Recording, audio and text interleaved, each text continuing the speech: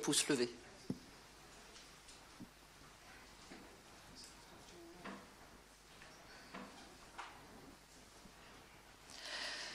Bonjour à tous, merci d'être avec nous ce matin, à la fois les personnes qui sont devant moi dans la salle et également toutes celles qui sont en train de se connecter pour assister à la première partie de cette matinée, la conférence qui va traiter d'alimentation durable, c'est ça qui nous rassemble ici ce matin.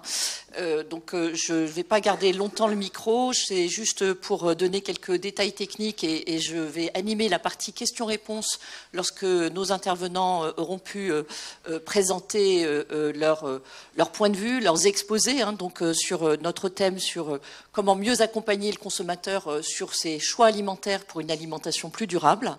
Et donc, pour les personnes à distance, puisque ça les concerne, les personnes dans la salle, je pourrais prendre éventuellement des questions à la fin et à la toute fin de la première session des interventions. Mais pour les personnes qui sont connectées, je vais vous demander d'aller dans l'onglet « Questions » et non pas dans l'onglet « Chat » pour, au fur et à mesure, poser vos questions, si vous le voulez bien. Et je ne pourrai sans doute pas prendre toutes les questions. Je verrai et j'essaierai d'arbitrer pour avoir des questions un peu emblématiques de vos remarques, de vos commentaires et de vos questionnements. Et puis les questions auxquelles il n'y aura pas eu de réponse, si possible, on verra comment vous apporter des éléments de réponse par la suite. Mais surtout, posez vos questions dans l'onglet « Questions » du système et non pas dans l'onglet chat, puisque je n'aurai pas accès à l'onglet chat. Voilà, donc pour ce bref mot d'introduction, je vais donner la parole à Jacques Delarue et un grand merci à toute l'équipe de l'ASFN pour l'organisation de ce workshop et à Nestlé pour son soutien pour ce workshop. Merci beaucoup, bonne année à toutes et à tous. Donc, c'est à mon tour de remercier LinkUp pour le côté partenariat Nestlé. Bon, nous sommes tout à fait favorables à une collaboration avec l'industrie agroalimentaire d'une manière générale et donc ça rentre tout à fait dans ce que l'ASFN souhaite faire. Et puis je remercie Béatrice Morio, vice-présidente de l'ASFN, qui a beaucoup contribué aussi à l'organisation de ce symposium avec LinkUp. Alors on va présenter quelques diapositives pour introduire en quelques minutes le programme tel qu'il a été défini. C'est moi qui fais passer les diapos. Oui, mais ça, c'est pas les miennes. Non, c'est pas les miennes. Alors, attendez, non, les miennes sont là. On va y arriver. Voilà. Hop. Ok, très bien. Donc, je passe sur le titre que vous connaissez. Et donc, quelques éléments de réflexion qui vont être abordés au long de cette matinée. Donc, la commission du Eat Lancet qui a en quelque sorte lancé un petit peu cette problématique de savoir comment on va pouvoir nourrir 10 milliards d'individus sur la planète en respectant les contraintes planétaires sans lesquelles on ne pourra pas nourrir, je dirais, l'ensemble de cette population. Et il y a un rapport qui a été publié, Food Planet Health, et donc dont le premier signataire est Walter Willett, qui est bien connu.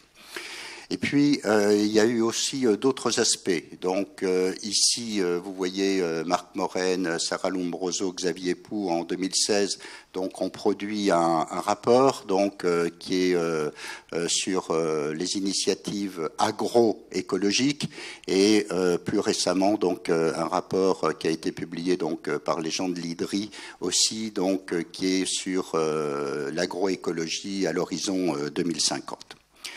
Avec, je dirais, quasiment en exergue de ce rapport, un constat qui est que le système alimentaire européen n'est pas durable.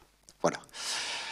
Alors, l'ASFN s'est investi aussi dans ce domaine puisque nous avons produit avec le réseau Action Climat l'année dernière un rapport sur la base, je dirais, d'une évaluation et de calcul sur comment on pouvait améliorer l'aspect durabilité de l'alimentation et notamment en diminuant l'apport en viande bien en deçà de ce qui était proposé par le PNNS 4 et donc notamment Nicole Darmon a beaucoup travaillé sur ce sujet et donc ce rapport est en accès libre sur le site de la SFN. Si on regarde maintenant du point de vue du consommateur, ce qui va être abordé par Pascal Ebel, donc et sans dévoiler ce qu'elle aura à dire, il y a eu une enquête du Crédoc qui a été publiée en 2023 et qui montre que l'évolution des choix alimentaires par la population française pour l'aspect durabilité n'est pas en hausse, elle est plutôt en baisse. Ici, alors c'est sur 2 ans, donc c'est sur une période très courte entre 2021 et 2023. Mais vous voyez, ceux qui sont considérés comme engagés sont passés de 56% à 51%. Les éloignés, ils augmentent. Alors les éloignés, c'est ceux qui sont vraiment très très loin de la notion de durabilité dans leurs choix alimentaires. Et puis ce qui s'appelle les empêchés sont passés de 33 à 35%. Et donc dans l'analyse à composantes principales qui a été faite, vous voyez sur la droite les éloignés, si je simplifie, qui n'achètent jamais bio, qui ne tiennent jamais compte de la notion de durabilité dans les choix alimentaires. À gauche, vous avez les engagés, donc là ce sont ceux pour qui le choix alimentaire est déterminé très fortement par la notion de durabilité. Et puis, vous avez ceux qui sont un petit peu intermédiaires avec une attitude moins tranchée, qui tiennent compte de certains aspects, mais pas de la totalité. Et si on regarde toujours dans cette enquête la proportion d'individus engagés, incités à acheter un produit alimentaire pour des raisons qui sont les garanties écologiques issues de l'agriculture biologique, sans huile de palme, et dont la production, le transport entraîne de faibles émissions de gaz à effet de serre, eh bien vous voyez qu'il y a une tendance à la baisse et non pas une tendance à la hausse. Donc vous voyez que les choses ne sont pas aussi évidentes que ça, alors même que l'on parle beaucoup de durabilité. Alors, la notion d'étiquetage qui fera aussi partie de la discussion de cette matinée. Bon, vous savez qu'il y a une réglementation sous l'égide de la DGCCRF qui règle l'étiquetage alimentaire. La question qui est posée, la DGCCRF a-t-elle véritablement les moyens de contrôler cet étiquetage et de faire qu'il réponde vraiment aux objectifs qui ont été fixés? Je me contente de poser la question. Je n'y répondrai pas, mais d'autres peut-être y répondront pour moi. Alors, puisque l'on parle aussi d'étiquetage, le Nutri-Score, bien évidemment. Alors, je précise par rapport à ce que je vais dire tout à l'heure, parce que j'ai un côté un peu taquin, que la SFN donc, a toujours soutenu le Nutri-Score et qu'on a même récemment soutenu qu'il devienne obligatoire suite à la sollicitation du professeur Serge Ackberg. Pour autant, ça n'est pas sans quelques problèmes. Vous avez ici, donc, sur un rayon de supermarché, de l'huile d'olive. Vous voyez que vous avez à gauche 2 huiles d'olive qui sont considérées comme Nutri-Score B et à droite des huiles d'olive considérées comme Nutri-Score C. La question qui est posée, c'est comment le consommateur s'y retrouve-t-il? Pourquoi certaines sont B? Pourquoi certaines sont C? Je veux bien qu'il y ait des raisons, mais à mon avis, ça peut tout de même poser un problème alors que c'est sur le même rayonnage. Vous avez la Fédération de la charcuterie qui pose la question, est-ce qu'il faut vraiment s'intéresser uniquement à l'aliment en tant que tel ou au répertoire alimentaire?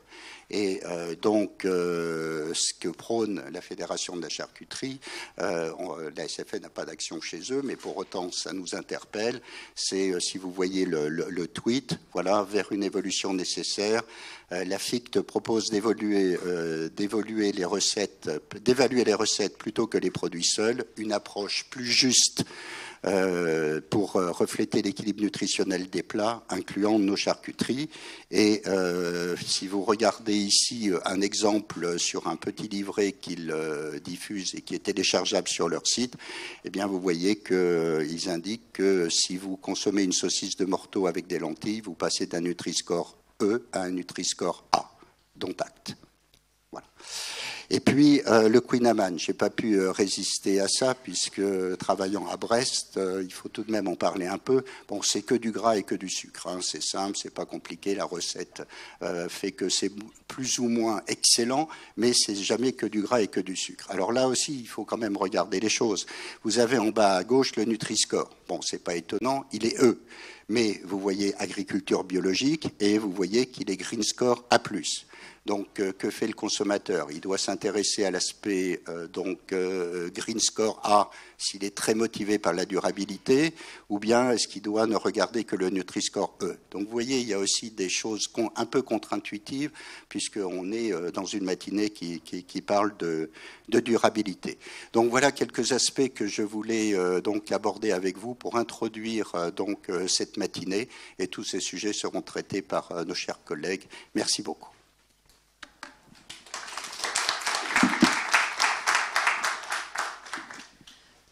Merci Jacques pour cet accueil. Et avant de passer la parole à Marie-Jo Amiot-Carlin qui va nous parler justement des travaux sur les différents modèles alimentaires.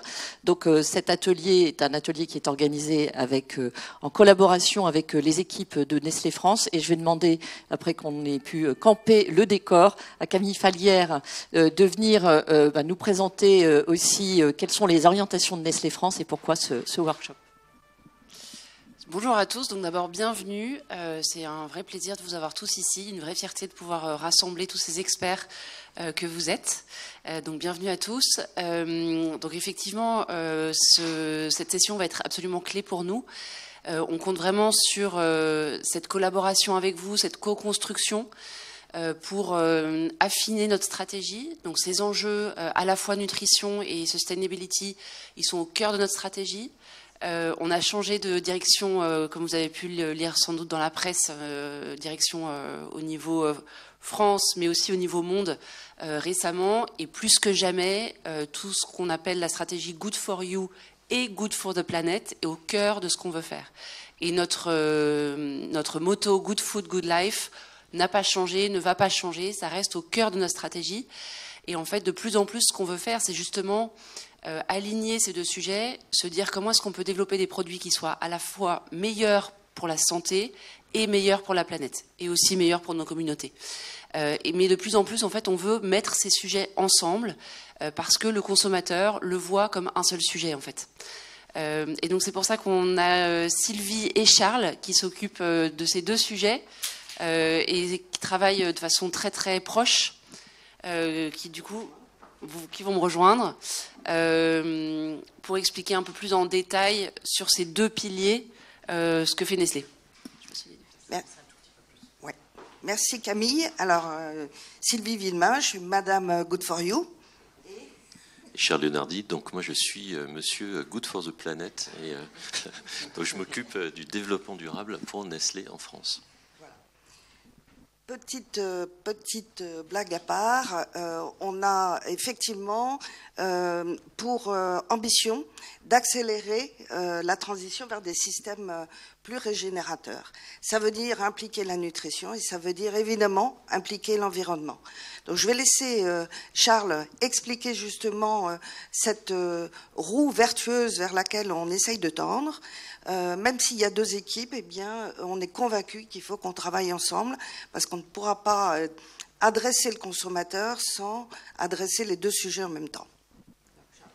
Voilà, alors, mon titre, c'est DG Développement durable. Alors, on a beaucoup changé les termes. Hein. On a parlé de création de valeur partagée, creating shared value. On parle de sustainability en anglais. On parle d'ESG parfois. Ce qui est important, en fait, c'est que, voilà, en tant qu'entreprise, grosse entreprise agroalimentaire, on veut avoir un impact, et un impact qui est un impact positif, et positif à la fois sur la planète, sur les communautés, donc partout dans toutes les sociétés dans lesquelles on opère, et on a quelque part la chance et la responsabilité d'opérer dans tous les pays du monde. Avant, on disait toujours qu'il y avait un ou deux pays dans lesquels on n'opérait pas. Maintenant, on opère vraiment dans tous les pays du monde. Donc, dans toutes les communautés où on opère, on doit avoir un impact positif. Et bien sûr, et je finis par ça, last but not least, on doit avoir en fait un impact positif sur la santé des individus, des consommateurs ou des animaux qui consomment les produits qu'on manufacture.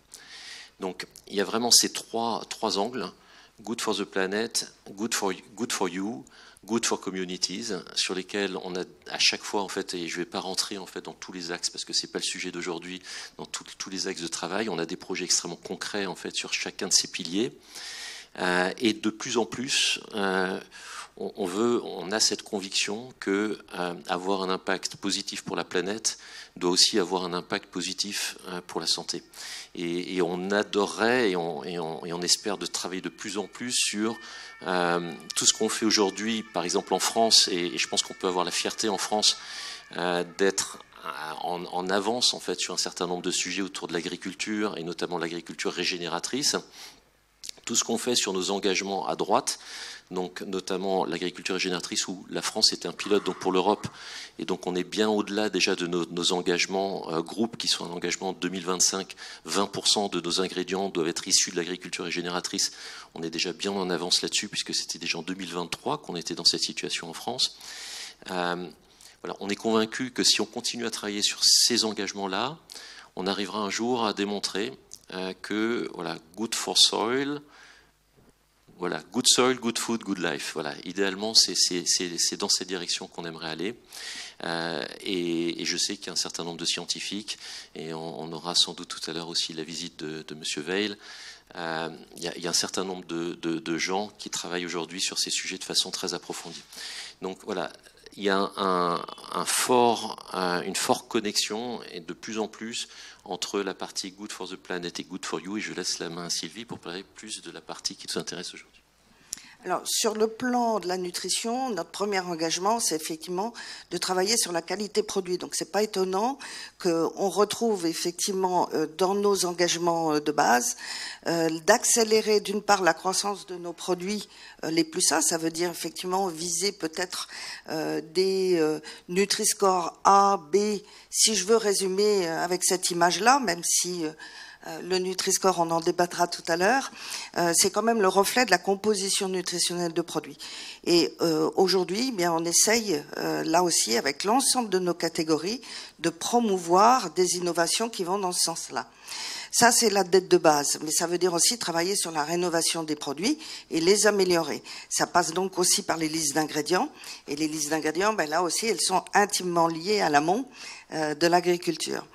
Et enfin, c'est aussi la partie éducative. Et là, je citerai simplement le partenariat qu'on a avec les scientifiques depuis de longues années au sein de cette plateforme NutriPro, parce que les professionnels de santé sont les premiers concernés, les premières lignes, on va dire, qui sont en contact avec nos consommateurs quand ils sont patients. Et donc, nous sommes persuadés que cette éducation et le soutien qu'on peut apporter à cette éducation, mieux comprendre ces nouvelles tendances, est clé aussi pour laisser ces professionnels de santé justement adresser, essayer de changer les comportements. Ce sera un vaste sujet, je pense, qu'on va aborder aussi. Donc, derrière, il faut aussi que notre action elle soit visible, c'est toujours le problème, et on s'est engagé à faire un reporting volontaire sur cette qualité nutritionnelle, sur tout notre portefeuille. Donc aujourd'hui, on peut regarder effectivement comment on avance sur le sujet. Et je conclurai simplement en disant que voilà, notre vision, elle est là, elle n'est pas la nôtre. Vous la connaissez bien, je ne vais absolument pas la commenter, c'est votre expertise. Mais la santé de l'humain, effectivement, elle est au cœur de l'histoire. Et dans l'esprit du consommateur, ben, elle passe par celle des animaux, par celle de l'environnement. Donc, quoi de plus logique que d'essayer de travailler dans cette logique main dans la main sur du champ à l'assiette. C'est une expression qui existe depuis longtemps, mais elle a encore plus de sens aujourd'hui, au travers de l'innovation comme de la rénovation de nos produits, mais aussi au sein de l'amont, c'est-à-dire tout ce qu'on peut faire au niveau de la production. Et on a la chance en France d'avoir un certain nombre d'usines, donc d'avoir là aussi une influence à ce sujet. Voilà, on va pas s'éterniser plus. Je suis ravie de cette réunion. On en attend effectivement beaucoup et on vous laisse maintenant la parole pour dérouler cette table.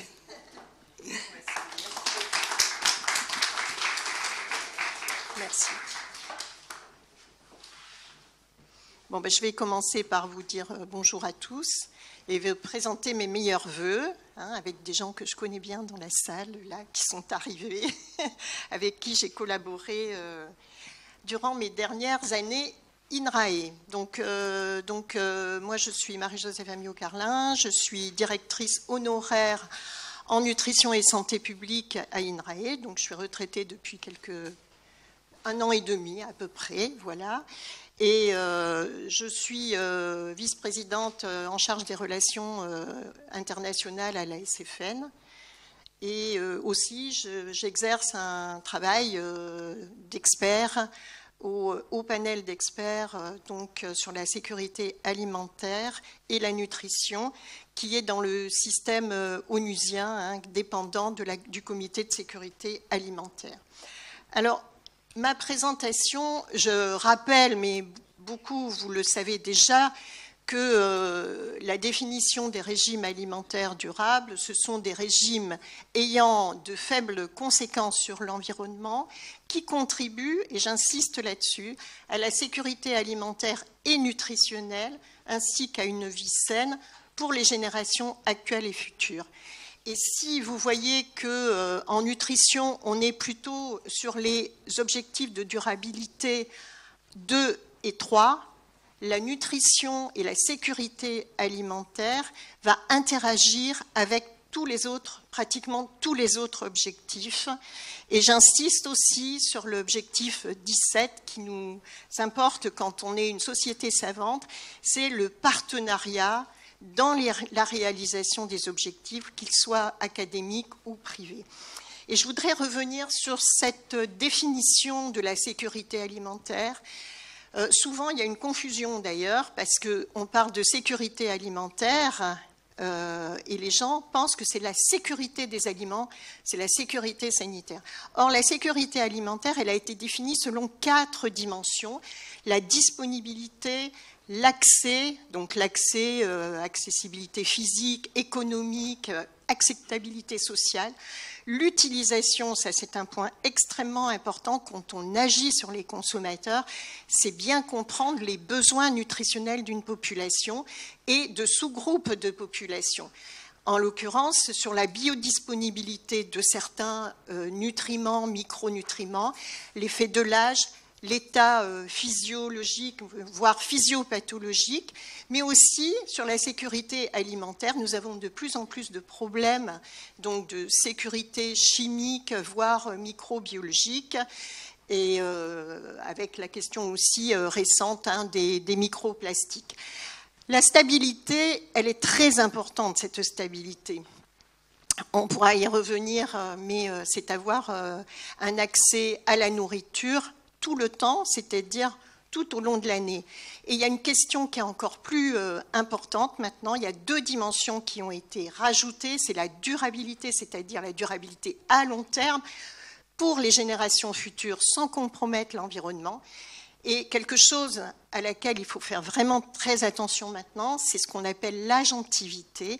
Et l'agentivité, c'est la capacité d'agir. C'est-à-dire que chacun de nous ou de collectifs soit acteur de cette sécurité alimentaire et de nutrition.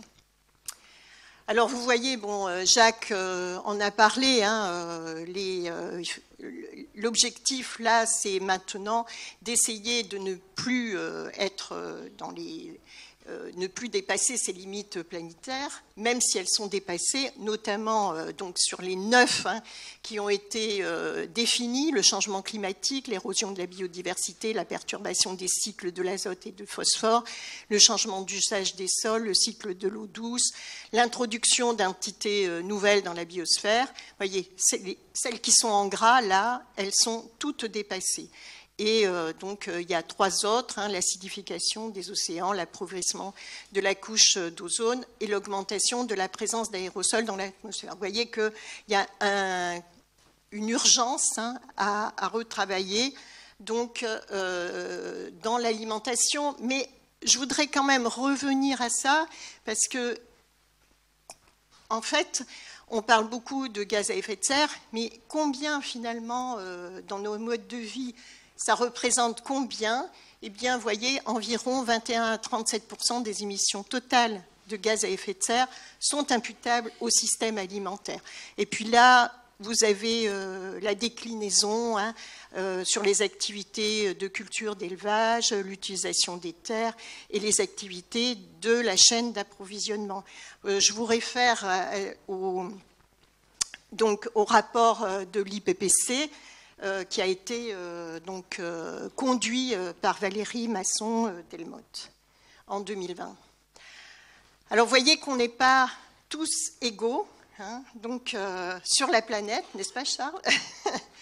On en a parlé tout à l'heure. Vous voyez qu'il y a des pays forts consommateurs et donc fort impactants au niveau de l'impact carbone. Nous, on se situe plutôt ici. Alors, est-ce que j'arrive à... Ah, ça ne marchera pas. Bon, ben voilà, je vais mettre là. Nous, on se situe plutôt par là, donc en fait, on est entre 9 et 12 tonnes. Et puis, vous voyez que les pays en développement, donc pays des Suds, sont les moins impactants. Mais c'est là où on a le plus de problèmes en nutrition, avec ce qu'on appelle, nous, le triple fardeau, c'est-à-dire la sous-nutrition, en même temps que l'obésité, et un déficit énorme en micronutriments, notamment en fer, zinc, vitamine A, voilà, et aussi certains lipides. Alors, quand on parle de modèle alimentaire, soit les gens sont à l'amont, soit les gens sont à l'aval.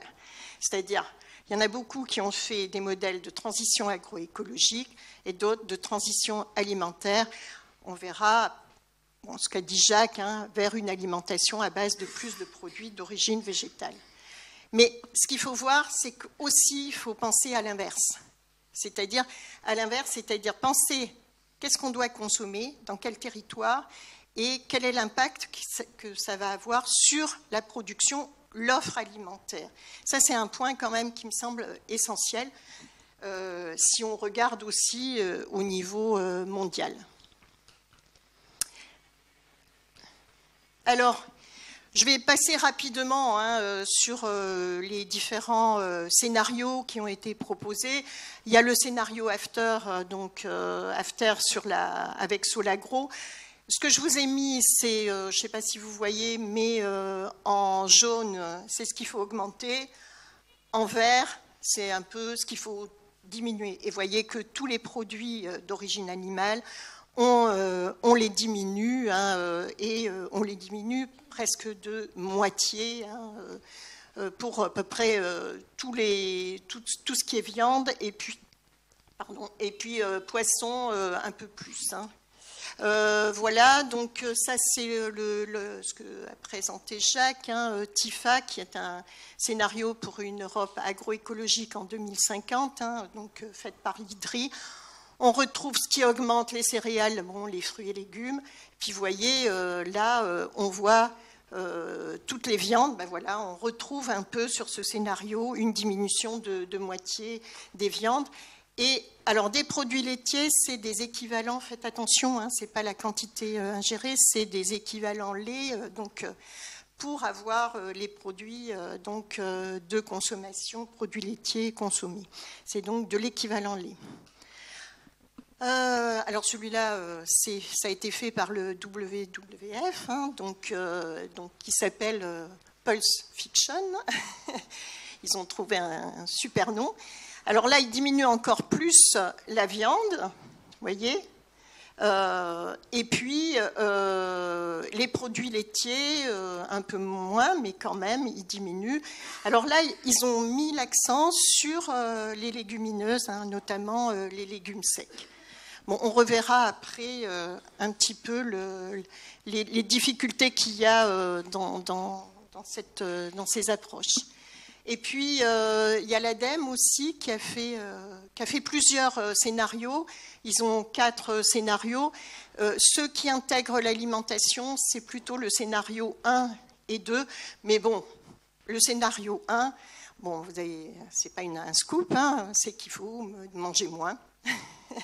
Diminuer ces quantités et voilà, parce que ce que je vous ai pas mis, mais la quantité de calories dans le monde entier a augmenté de manière fulgurante, et là il faut passer à une alimentation plus frugale.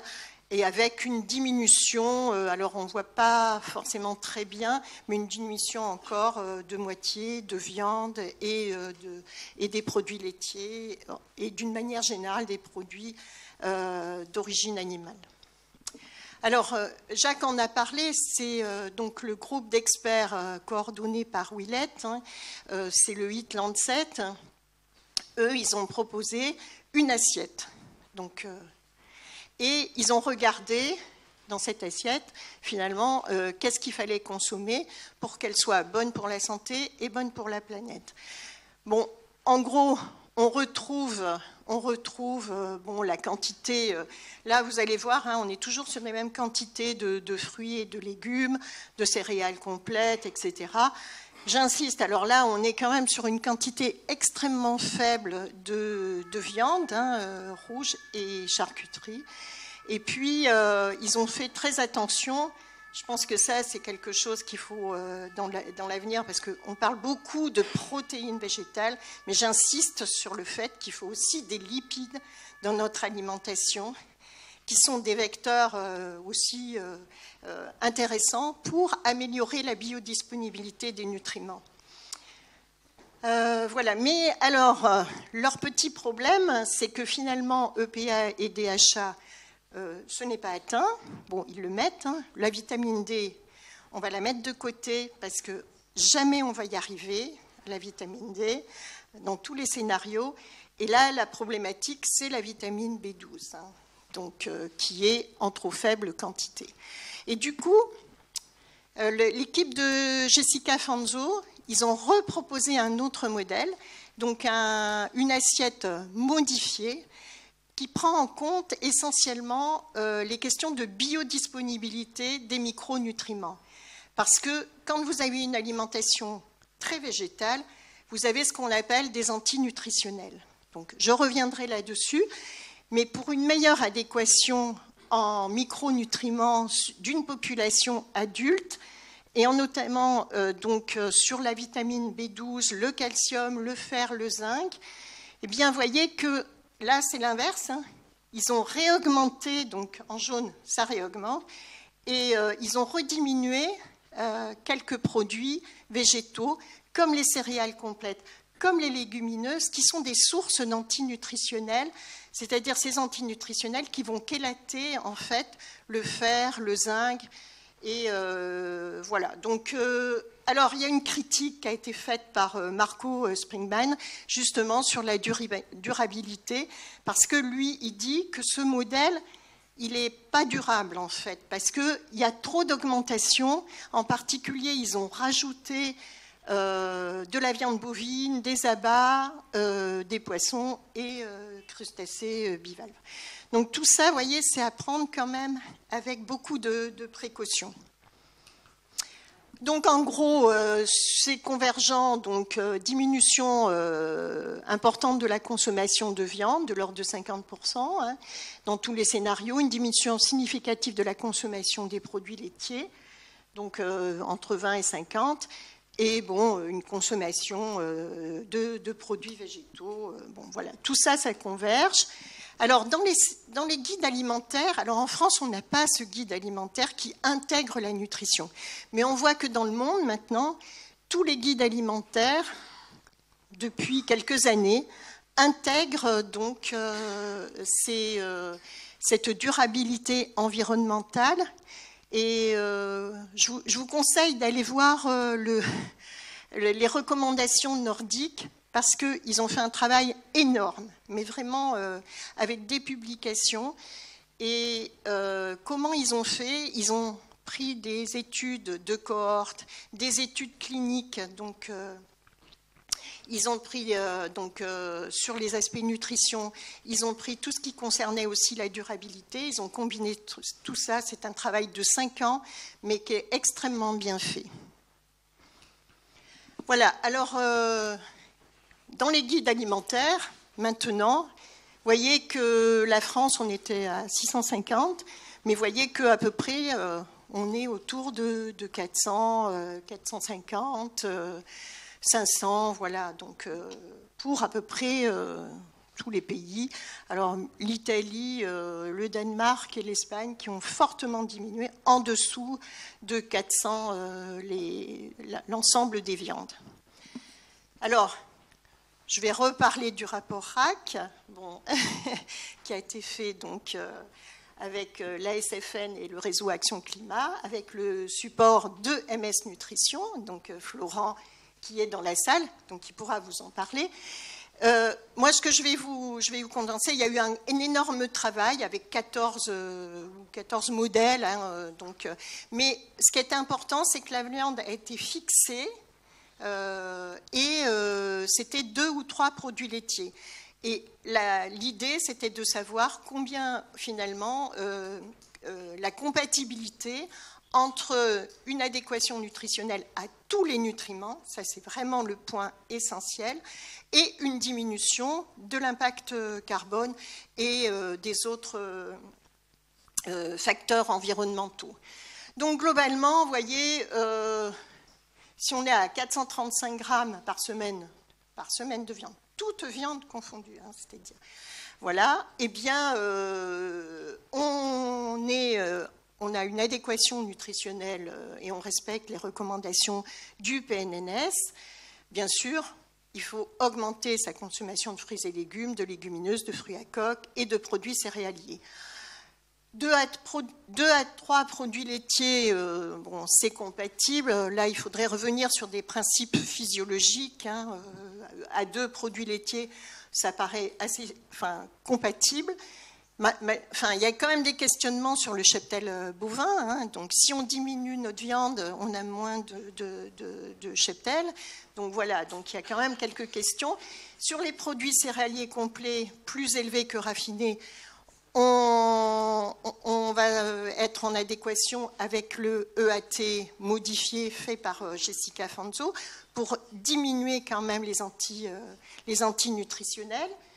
Bien que l'innovation, là je me tourne vers nos industriels, hein, l'innovation est extrêmement importante dans ce domaine hein, pour diminuer ces antinutritionnels et garder la partie nutrition.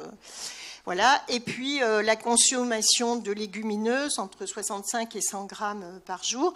Bon, bien sûr, l'acceptabilité pose des questions puisque nous consommons 3 grammes par personne, par jour de produits, vous voyez. Donc, il y a des problèmes quand même de digestibilité, de biodisponibilité, donc des micronutriments. Et puis, les 25 à 30 grammes de fruits à coque, bon, bien sûr, ça c'est vraiment intéressant parce qu'ils ont une densité nutritionnelle très élevée, notamment sur les oméga 3, hein, donc les lipides insaturés. Mais il y a une question de coût, déjà. Alors, comme les fruits et légumes, hein, parce que moi, j'ai fait le compte, hein, mais pour une famille, c'est 100 € par mois. Hein, donc, et bon, je ne parle pas des fruits et légumes aussi, où la part budgétaire est très importante. Et puis, il y a aussi une question d'impact environnemental, parce qu'on dit, OK, c'est bien, mais les amandes, elles viennent d'ailleurs. Hein, et donc, on impacte aussi l'environnement des autres pays. Voilà, et puis on avait fait un petit travail sur la pyramide méditerranéenne, je termine, je me fais 2. Voilà, en gros, c'est très amusant parce que vous voyez, on est des groupes différents ou des visions différentes, on regarde, et puis on avait fait un travail pour une pyramide méditerranéenne revisitée. On retombe sur exactement les mêmes, vraiment les mêmes grammages hein, par jour. Moi, quand j'avais travaillé avec le groupe, là, on avait requantifié au niveau nutritionnel ce que ça représentait, et on voyait qu'il y avait une bonne couverture de tous les besoins nutritionnels. Alors, avec un petit bémol, et je le répète, la vitamine D qu'on met de côté, parce que, bon, comme on l'a remise à 15 microgrammes par jour au lieu de 5, c'est impossible au niveau alimentaire. Et puis aussi, un peu les lipides polyinsaturés. Et là, je voudrais terminer parce qu'il est important, et là, ça rejoint ce que vous avez dit, parce qu'on ne s'est pas concerté, mais voilà, il est important que le silo, les silos se décloisonnent, fusionnent, et qu'on combine ces scénarios, c'est-à-dire de transition agroécologique et de transition alimentaire. Là, je trouve que, bon, c'est un petit peu... il faut dépasser la question seule des protéines, parce que je vois qu'il y a énormément de projets sur les protéines, mais les consommateurs n'en consomment pas plus. Hein, donc pensez aussi à tous les micronutriments qui sont en petite quantité, non ubiquitaires, qui sont nécessaires pour le développement et le maintien en bonne santé. Hein. Je reviens sur le fer, le zinc, le calcium, la vitamine B12 et dans les recommandations nordiques, hein, on voit bien que c'est un problème chez la personne âgée. Pour des questions de diminution en fait, d'anomalies sur le métabolisme hein, dues à l'âge. Et quand on est au niveau d'un consommateur, tout a été fait finalement à l'échelle macro, population générale, alimentation générale, mais on ne peut pas tenir compte de ça pour une durabilité. Quand on est patient, on va chez le médecin, eh bien, on a besoin d'avoir des conseils parce que il y a l'effet genre, je parle aussi même de l'effet génétique même, hein, on pourrait en reparler, l'état physiopathologique, le mode de vie. Et là, il y a tout un travail de bénéfice-risque hein, qui est vraiment important. Par exemple, sur la vitamine B12, c'est ce que disent la publication des pays nordiques. Hein. Bon, la question des antinutritionnels, on pourra en reparler, mais il y en a énormément donc, qui influent sur la digestibilité et puis qui impactent aussi, on oublie certains antinutritionnels voilà, qui avaient été éliminés de façon traditionnelle il y a une cinquantaine d'années. Moi, je souligne aussi ça parce qu'il y a une vraie question aussi de la diversité alimentaire et de la biodiversité, voire d'espèces et de variétés sous-utilisées, qui me semble extrêmement intéressant parce que bon, moi qui ai travaillé sur l'Afrique, on a par exemple des légumineuses qui sont extrêmement intéressantes au niveau protéines, lipides et micronutriments et avec lesquels on arrive à avoir une diète finalement bien équilibrée avec un aliment un peu composite. Voilà, et je m'arrête là.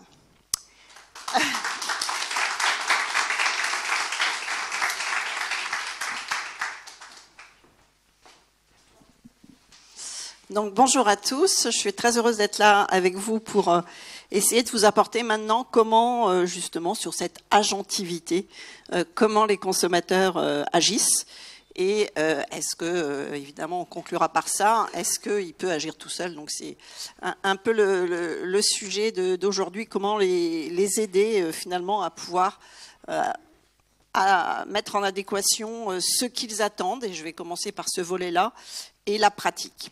Donc, dans les façons de regarder les choses, évidemment, c'est de comprendre qu'est-ce qu'aimerait faire le consommateur. Et vous le savez, de plus en plus, parce qu'on a un contexte économique compliqué, il a des envies, mais dans les pratiques, il fait peu de choses. Et je ferai deux exemples. Hein. C'est qu'on n'en a pas parlé là du tout, mais vous le savez, la principale façon de réduire les impacts dans la biodiversité et sur l'impact écologique, c'est bien évidemment de réduire le gaspillage, puisqu'on sait qu'il y a au moins 20 à 30% de ce qu'on produit qui n'est pas consommé. Donc il faut arriver à agir sur ça. Et puis bien sûr sur le consensus que vient de présenter Marie-Joseph, cette question de végétaliser l'alimentation, c'était une des conclusions du rapport qu'on a pu faire pour le Conseil national de l'alimentation.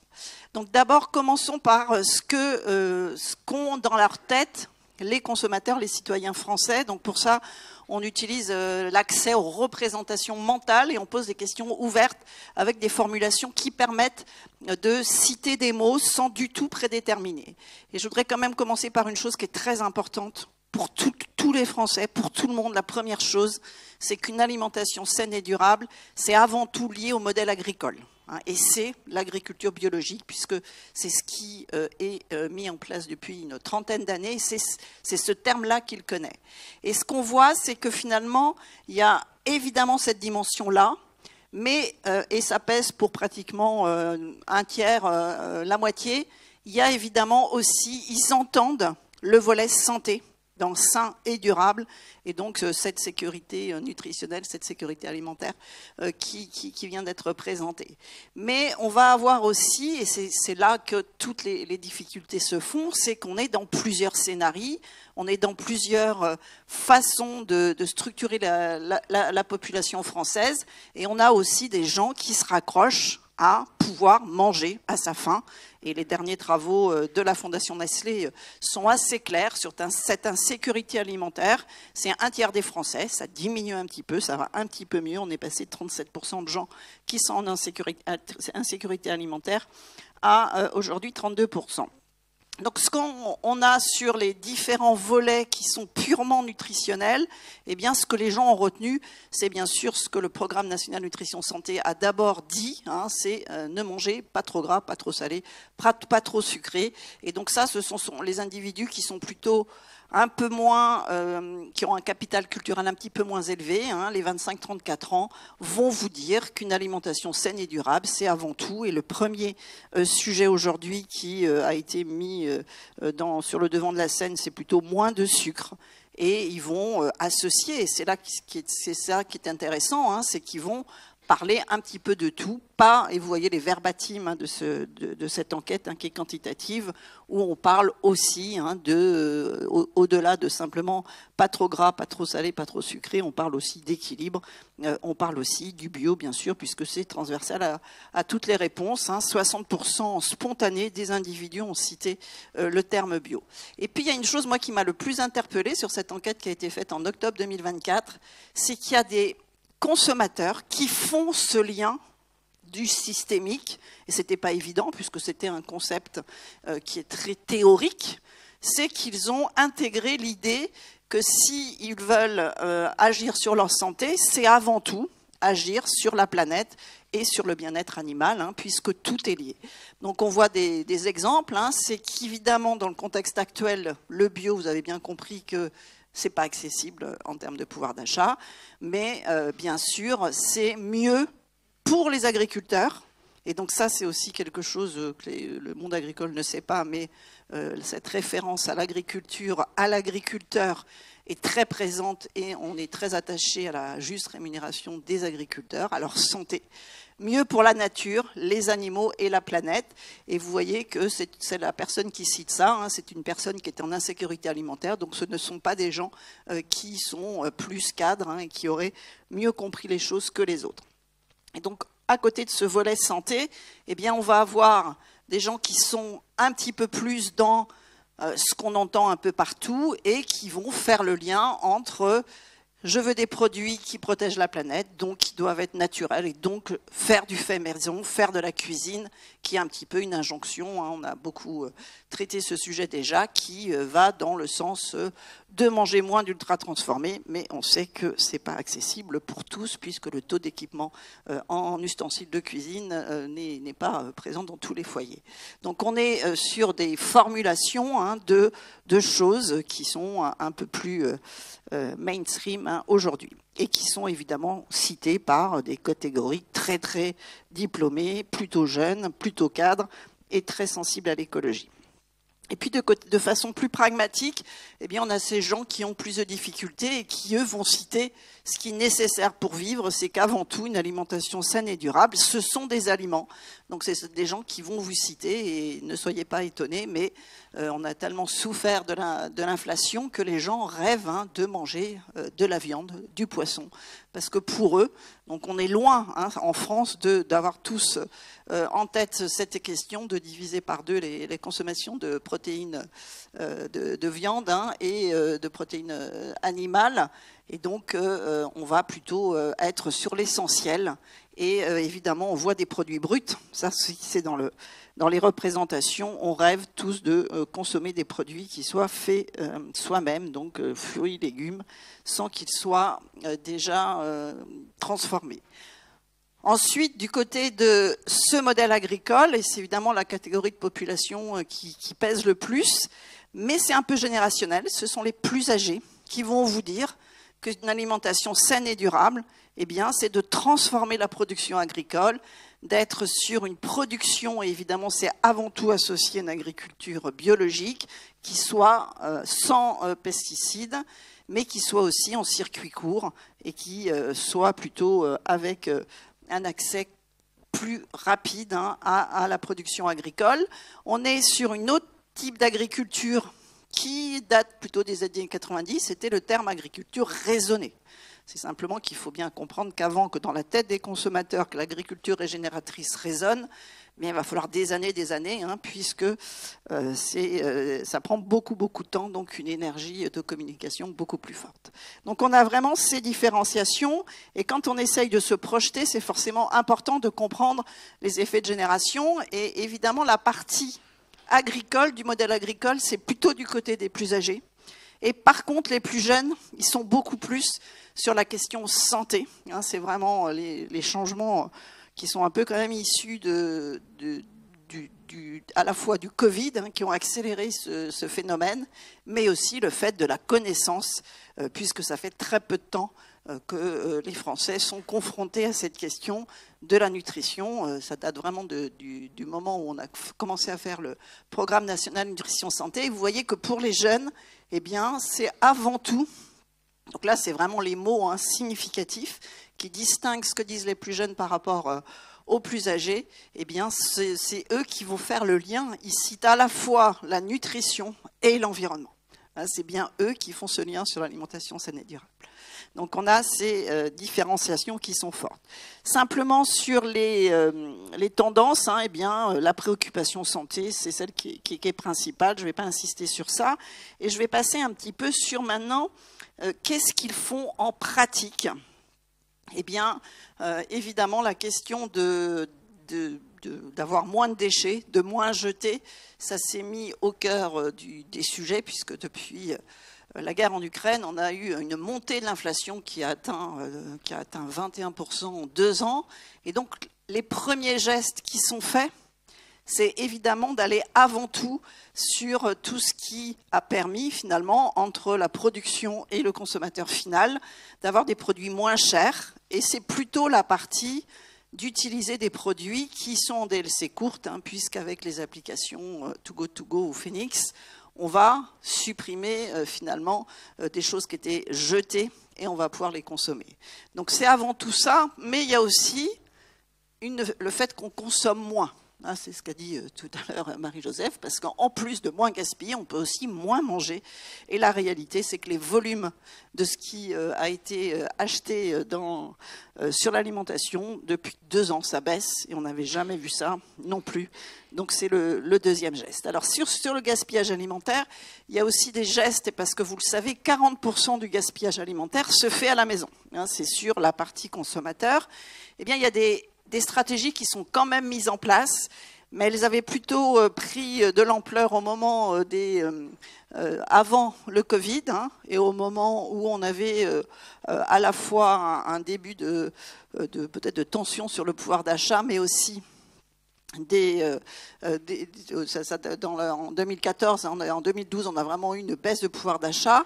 Et puis le Covid qui a accéléré ça, c'est vraiment le fait de cuisiner chez soi, ou en tous les cas de préparer des choses qu'on puisse amener sur le lieu de travail.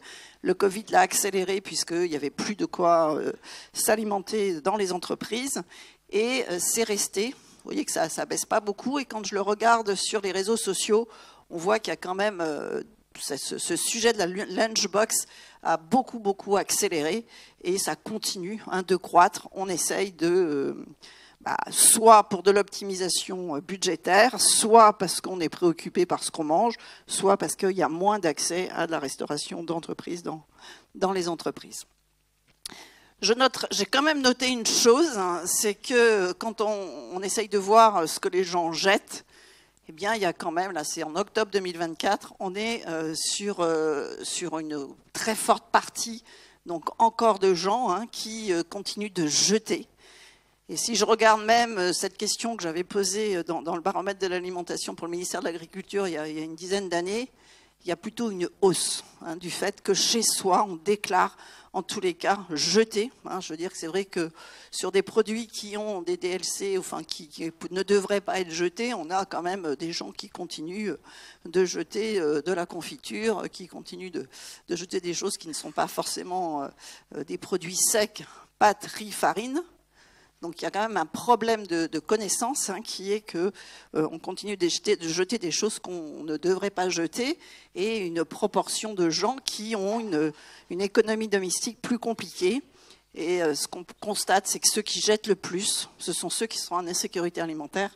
Donc ce qui évidemment pose question, il y a beaucoup de choses à faire sur l'éducation du consommateur. Le deuxième geste, c'est cette question de diminution de la consommation de la viande. Alors c'est vrai qu'on n'a pas vraiment beaucoup de statistiques pour le mesurer. Quand on mesure la partie qu'est-ce qui est mis sur le marché, ça serait plutôt en stagnation depuis quelque temps. Là j'ai juste une question avant qu'on puisse sortir des chiffres avec le nouveau système qu'on a mis en place pour mesurer la consommation alimentaire nutrimétrique, une enquête qui va être en roll-on, donc qui va plus s'arrêter. Eh bien on a une question qui est hier, on met les gens en situation, qu'est-ce que vous avez mangé hier soir ? Et on voit qu'en effet, il y a quand même des diminutions entre 2018 et 2024 hein, sur les viandes de boucherie ou de volaille, sur le fromage. Mais il y a aussi pas mal de diminutions sur des produits frais, hein, sur les légumes frais et sur les fruits, pour des raisons d'accessibilité. Sur une autre façon de regarder les choses, c'est la proportion de gens qui se déclarent véganes, végétariens ou végétaliens. Donc on voit que finalement on est à 7% en 2024, c'est un peu plus que ce on mesurait il y a une dizaine d'années, mais il y a surtout un gros effet générationnel hein, qui est que chez les jeunes c'est 18%. Mais il y a aussi cet effet hein, lié à l'inflation qui est que ceux qui ont des difficultés alimentaires, par contrainte, sont beaucoup plus souvent aussi à se déclarer végétariens ou véganes. Juste pour conclure et lancer la suite des exposés, mais aussi les ateliers, ce qui est important à prendre en compte, hein, c'est en effet qu'on a des attentes, on a envie d'aller vers une alimentation plus saine et plus durable.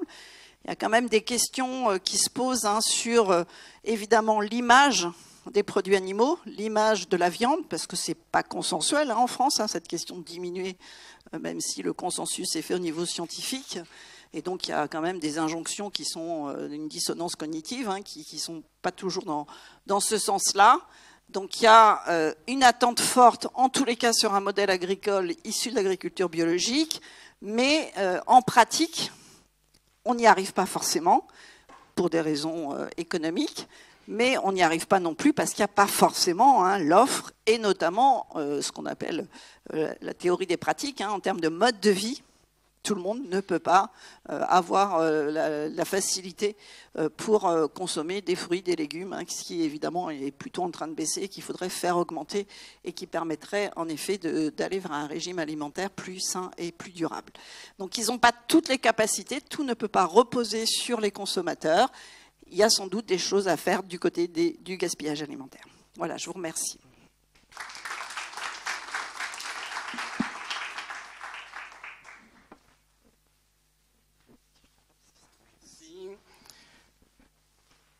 Comment je fais là? C'est bon, merci. Bonjour à toutes et à tous et bonne année. Et puis merci aux organisateurs pour votre invitation. Donc moi, on m'a sollicité pour parler du rôle des systèmes d'étiquetage. Bon, le point a déjà été évoqué précédemment. Donc je vais essayer de faire un petit tour d'horizon du sujet, sachant que le point de départ, c'est au fond, ça a été déjà dit à plusieurs reprises, mais je crois qu'il faut qu'on insiste là-dessus. face aux enjeux de santé publique et aux enjeux environnementaux, il y a clairement une nécessité d'une évolution concomitante de l'offre et de la demande alimentaire. Donc de l'offre, c'est via évidemment la modification des pratiques de production, la reformulation des produits, etc. Je vais y revenir. Mais c'est aussi de la demande alimentaire et qu'au fond, il y a besoin des deux et de manière concomitante. Côté des pratiques de consommation, des comportements de consommation, en fait, on a 3 gros leviers d'action. On a un premier levier qui a été évoqué, c'est le levier des quantités totales consommées ou des calories totales consommées. Ça a été dit par Pascal, par Marie-Jo. Et en fait, je fais référence à un travail qu'on a fait avec Florent il y a quelques années et Nicole Darmon, qui a été repris aussi par Emmanuel Caisse-Guyot sur les données Nutrinet, et qui montre qu'en fait, sur les données individuelles de consommation, il y a une très forte corrélation une très forte corrélation positive entre les émissions de gaz à effet de serre associées à nos comportements individuels et les quantités totales consommées, les calories totales consommées. Donc ça, c'est une relation importante. Ça veut dire que du coup, l'enjeu des quantités, et si j'y rajoute le gaspillage, on ne fait que renforcer ce sujet-là, est un élément important du débat. Deuxième levier, c'est au fond ce qui va renvoyer aux régimes alimentaires et au fond la structure de consommation, et la part relative des différentes grandes catégories de produits dans le régime alimentaire. C'est la problématique des substitutions entre catégories d'aliments, entre grandes catégories d'aliments, et en particulier tout le débat animal-végétal qui a déjà été évoqué. Et le troisième levier d'action, c'est les substitutions à l'intérieur des catégories de produits. Et les substitutions à l'intérieur des catégories de produits renvoient à la variabilité liée au mode de production, à l'origine des produits, au type d'emballage, et qui donc vont être renvoyées aux substitutions que le consommateur peut mener à l'intérieur des grandes catégories de produits. L'étiquetage des produits, de cette manière, est un des outils qui a pour ambition, on va voir s'il y arrive ou pas, mais en tout cas qui a pour ambition d'accompagner les consommateurs dans cette transition et dans ces évolutions-là. Avec 4 grands objectifs, on va dire. Premier, c'est de réduire les asymétries d'information entre le consommateur et le produit. Il ne sait pas forcément ce qu'il y a dedans, il ne sait pas forcément très bien quels sont ses impacts, et donc il y a un objectif déjà strictement informationnel. Un deuxième objectif qui est de réduire les coûts de traitement de cette information. Au fond, quand vous avez le tableau nutritionnel à l'arrière de l'emballage, vous avez l'information, mais vous ne savez pas trop quoi en faire. En tout cas, c'est coûteux de transformer cette information-là en quelque chose qui soit une aide à la décision d'achat. Et donc l'étiquetage là, et en particulier toute la problématique des scores, vise là à aider à hiérarchiser, à agréger toute une série d'indicateurs pour en faire un indicateur synthétique. C'est aussi orienter les choix des consommateurs. On voit bien que quand on met du rouge et du vert, il y a une dimension prescriptive, normative, qui vise à conforter ou réviser les croyances des consommateurs, mais aussi faire évoluer les préférences en modifiant les arbitrages entre les différents éléments qui interviennent dans cette décision. Et puis, point important qui est aussi du coup au cœur de nos échanges, c'est que du coup l'étiquetage des produits, c'est aussi un outil dont l'objectif, c'est de créer des incitations à l'amélioration de l'offre alimentaire. Et donc, du coup, l'étiquetage, c'est pas simplement jouer sur les consommateurs, c'est aussi à travers ces mécanismes-là, et c'est voir si on peut aussi contribuer à créer des incitations, des éléments qui favorisent des évolutions du côté de l'offre. Derrière tout ça, il y a 2 sujets importants dès l'étiquetage. Il y a la question du score, et donc des critères et des indicateurs qui vont être utilisés pour mesurer les impacts ou les caractéristiques des produits, et la question du format. C'est comment cette information-là, ces scores-là, en fait, sont utilisés pour transmettre quelque chose au niveau des consommateurs. Donc on a un développement des scores, le Nutri-Score est emblématique, mais il y a bien d'autres scores qui essayent de se développer. On parlera un petit peu du score environnemental tout à l'heure. Et au fond, ce qui est important à comprendre, c'est qu'à travers les scores, c'est la construction d'une métrique. C'est la construction d'une métrique qui est en jeu, et une métrique de qualité des produits, pour comparer, classer, etc. Qui est une métrique qui est sur la base des caractéristiques intrinsèques du produit ou de ses impacts, et non pas comme dans les labels, sur des cahiers des charges qui vont renvoyer plutôt à des moyens et des conditions de production. Ici, on est sur des caractéristiques intrinsèques qui distinguent la démarche par rapport à une démarche de type label.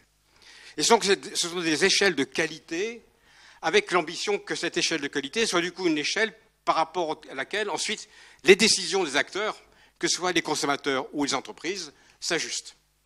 Et donc c'est un support pour des interventions publiques et privées, l'étiquetage des produits étant une certaine manière le vecteur par lequel on fait rentrer dans le marché la métrique. Et donc, avant même d'avoir un élément d'impact sur les consommateurs, c'est d'abord un élément de vecteur de diffusion d'une métrique par rapport à laquelle on va essayer de faire en sorte que les acteurs s'ajustent. Mais du coup, ça peut être un élément qui est aussi utilisé pour d'autres types d'interventions et pas simplement l'étiquetage. Et là, je renvoie juste quelques exemples.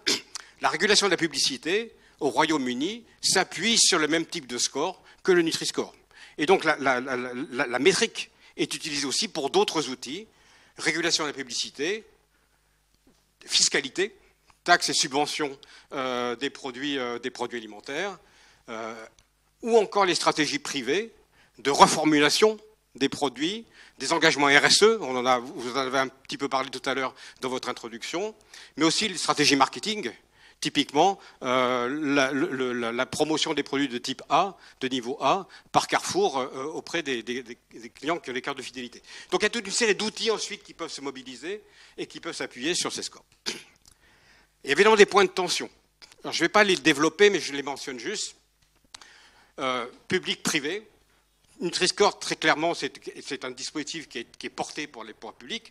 À ce stade-là, on n'a pas encore l'équivalent officiellement du côté environnemental. Et donc, il y a des scores qui se développent plutôt portés par les acteurs privés. Et donc, il y a ces tensions-là qui sont aussi importantes à considérer, mais que je ne vais pas développer. L'aspect volontaire versus obligatoire, qui est un élément du débat qui vient de manière récurrente. Score versus label, je l'ai mentionné, je ne vais pas développer. Et la question que je trouve qui est importante et qui a été déjà commencé à esquisser, c'est le débat quantité-qualité. Au fond, les scores vont plutôt caractériser des éléments de qualité, mais on voit bien que toute une série de débats renvoient aussi, au fond, aux quantités qui sont consommées, et donc au régime alimentaire. Et donc il y a un vrai sujet autour de ça qu'il faut approfondir. Les problématiques de légitimité, base scientifique ou pas scientifique, dans quelle mesure, au fond, les éléments qui interviennent rendent légitimes les dispositifs qui sont mis en place. Et puis un point qui va peut-être croiser ce que disait Pascal à l'instant, c'est les problématiques d'acceptabilité et de différenciation sociale.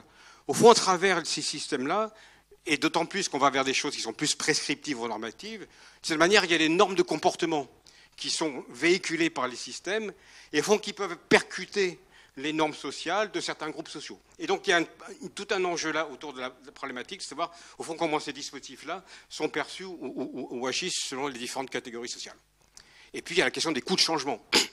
On a vu des changements qui sont annoncés tout à l'heure, qui sont des changements considérables, multipliés par 13 la consommation de légumineuses, divisé par 2 la consommation de viande, sont quand même des choses qui sont quand même des amplitudes fortes, quoi. Et au fond, ça veut dire qu'il y a des coûts. Il y a des coûts de changement qui sont vrais pour les entreprises, travailler sur la reformulation des produits ou travailler toute une série de choses comme ça, ça génère des coûts, mais c'est aussi des coûts pour les consommateurs. Et c'est des coûts pas simplement à travers les prix, c'est des coûts aussi qui sont des coûts de changement. Et ce que les économistes appellent des pertes d'utilité ou des pertes de bien-être, au fond, je peux comprendre qu'il faille manger plus de brocoli. C'est pas forcément plus cher pour moi de manger plus de brocoli, mais si j'aime pas le brocoli, j'ai un coût. Et donc du coup, il y a clairement dans cette problématique-là des éléments qui vont être importants à prendre en compte pour comprendre les effets et essayer de les maîtriser par rapport aux enjeux auxquels on va faire face. Alors, quelques mots sur l'étiquetage nutritionnel. Je ne vais pas du tout parler du score parce que voilà, vous le connaissez tous. Je voudrais juste donner quelques éléments de résultats sur, au fond, les impacts qu'on retient de ce type de dispositif. Là, je fais juste référence à une publication qui a fait une méta-analyse des impacts de l'étiquetage nutritionnel en considérant différents types d'étiquetage, depuis des étiquetages qui sont strictement informatifs vers des étiquetages qui vont être plus prescriptifs, etc. Ce qu'on peut retenir au fond de cette littérature-là, c'est les étiquetages prescriptifs sont plus impactants, plus efficaces, on va dire, en termes de changement des comportements des consommateurs que des étiquetages strictement descriptifs. Des indicateurs agrégés sont plus efficaces que des approches analytiques qui vont décomposer sur toute une série d'indicateurs. Ça a plutôt des effets favorables en termes de capacité à identifier les bons produits par rapport aux mauvais produits. Ça a des effets positifs plutôt sur les attitudes. Les effets sur les achats et les consommations sont en général plutôt modestes, voire faibles, en tout cas souvent assez modestes. et en tout cas clairement très différenciés selon les types de consommateurs. Je renvoie à la problématique des engagés versus des non-engagés. On a clairement des effets qui sont de ce type-là. Sur le Nutri-Score, on a eu beaucoup de travaux ces dernières années sur ces sujets-là et sur leurs impacts. Je ne vais pas rentrer dans le détail, je renvoie juste aux travaux par l'équipe de Grenoble, Laurent Muller, etc., qui ont fait des choses là-dessus, qui comparent les différents types de formats. Ce qui ressort, c'est qu'il y a quand même des effets significatifs sur la composition des biens achetés par les consommateurs, avec plutôt une amélioration de l'impact nutritionnel des achats, avec des effets fortement différenciés selon les types de formats. Et en situation expérimentale, on a des augmentations de la qualité du panier du point de vue nutritionnel de l'ordre de 10%. Quand on fait des expérimentations en magasin, donc là il y a Pierre qui a participé à cette expérimentation il y a quelques années sur les magasins, on a des effets qui vont un peu dans le même sens, mais en tout cas qui sont beaucoup plus faibles quand on est en situation de magasin qu'en situation expérimentale, parce qu'il y a plein d'autres choses qui jouent évidemment quand on est en magasin. Il y a des travaux ces dernières années sur la restauration collective, et donc l'utilisation du Nutri-Score en restauration collective. Là aussi, on a plutôt des effets positifs en termes de qualité nutritionnelle du plateau, avec potentiellement des effets qui peuvent être à prendre en compte, soit des effets de compensation ou qu'on appelle de halo. Au fond, si je sais que les produits sont de bonne qualité, je vais avoir tendance à en manger plus.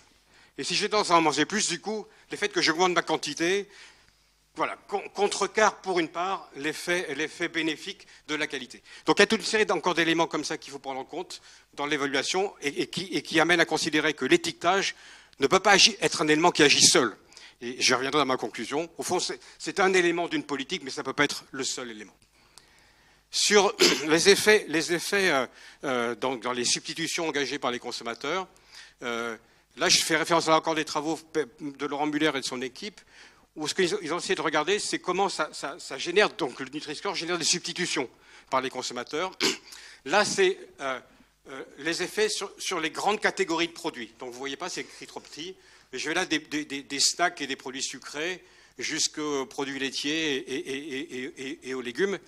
En fait, quand on regarde de près, vous voyez que les écarts types sont considérables et qu'au fond, ça veut dire que le Nutri-Score n'a pas beaucoup d'effets sur les substitutions intercatégories. Par contre, quand on regarde les effets intracatégories, donc comment ça bouge à l'intérieur des catégories de céréales, à l'intérieur des produits laitiers, à l'intérieur des différentes catégories, on a là pour le coup des changements qui sont significatifs et qui sont évidemment plus forts aux extrêmes, sur le rouge ou sur le vert. Donc ça veut dire quoi? Ça veut dire que du coup, par rapport à ma petite typologie du début, quand on est sur un dispositif de type Nutri-Score, on est plutôt sur un dispositif qui va favoriser des substitutions